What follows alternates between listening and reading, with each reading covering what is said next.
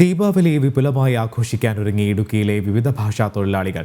ഇടുക്കിയിലെ മാർക്കറ്റുകളിലും പടക്കക്കടകളിലും മധുരപലഹാര സ്ഥാപനങ്ങളിലും വലിയ തിരക്കാണ് അനുഭവപ്പെട്ടത്.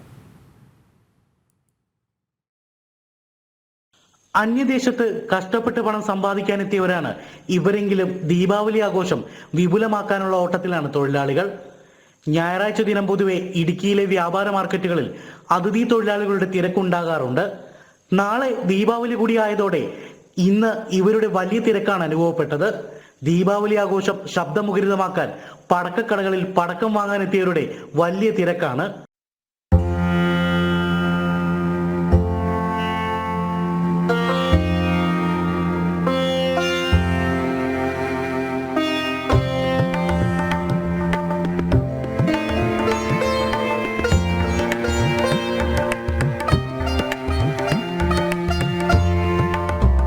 ദീപാവലിക്ക് രാത്രി 8 മുതൽ 10 വരെ മാത്രം പടക്കം പൊട്ടിക്കാൻ അനുമതി നൽകിയുള്ള സർക്കാർ ഉത്തരവൊന്നും ഇവർ അറിഞ്ഞിട്ടുമില്ല.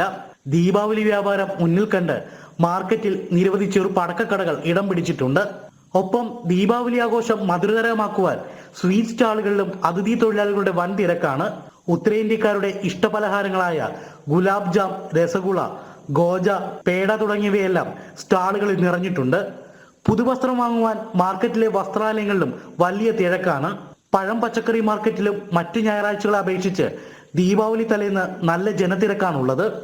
ജനം, ഇടുക്കി.